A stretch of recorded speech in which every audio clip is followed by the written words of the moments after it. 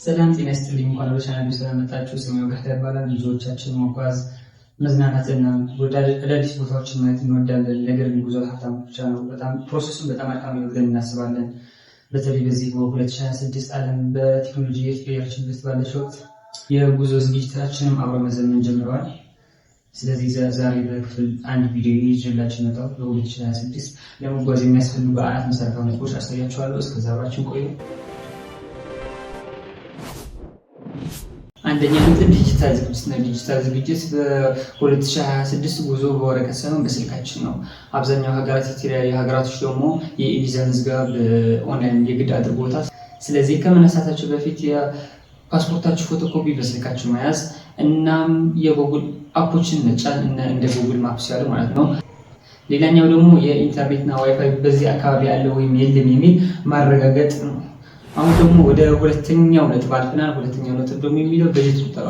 በጀት ቁጠባ በዚህ ዓመት የኑሮ ውድነት ሊኖር ስለሚችል ይህ ደግሞ በብልሃት መጫወት አለብን። ስለዚህ የመጀመሪያው የሚሆነው ቲኬት ነው። ቲኬት ከአንድ ወር በፊት የባስ የሚሆኑ የፕሌን ከአንድ ወር በፊት ብንቆርጥ የተሻለ ነው። ወጫችን ሊቀንስ ይችላል ማለት ነው። ሌላው ደግሞ ወቅት ነው። ወቅት ደግሞ ኦፍ ሲዝን መምረጥ አለብን። ኦፍ ሲዝን ማለት ሰዎች በማይሄዱበት ቦታ መሄድ ማለት ነው። ገባችሁ? በቃ ብዙ ሰዎች በሚሄዱበት ሳይሆን በማይሄዱበት ብትሄዱ ወጫችን ሊቀንስ ይችላል። ሶስተኛው ነጥብ አለና ሶስተኛ ነጥብ ደግሞ ምንድን ነው የሚለው አስፈላጊ ሰነዶች ጤና አስፈላጊ የሚላቸው መታወቂያና ፓስፖርት አድሷል አልታደሱም ማረጋገጥ። የትራቭል ኢንሹራንስ ደግሞ የጉዞ ጤና መድን ማለት ነው።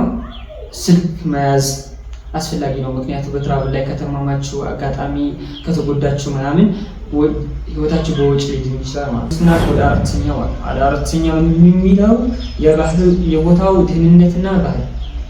አራተኛው የቦታው ደህንነትና ባህል ምርምር በዛ የምትሄዱበት ቦታ ባህል ምርምር አድርጉ። ገባችሁ? ምርምር ታደርጉ በጣም የተሻለ። አሁን ተራራ መውጣት የሚፈልጉ አንዳንድ የትራቭል ሰዎች አሉ እና በትራቭሉ ምን አይነት ወይዘር ነው ያለ ብለን ብንጠይቅ የተሻለ ነው። እንግዲህ የዛሬ ክፍል አንድ ቪዲዮ ይህን ይመስል ነበር። በቀጣይ በክፍል ሁለት ቪዲዮ ደግሞ በ2026 በትንሽ ብር መጎብኘት የሚችላቸው ቦታዎችን ይዤላችሁ እመጣለሁ። እስከዛ ላይክ፣ ሰብስክራይብ፣ ሼር እንዳትረሱ።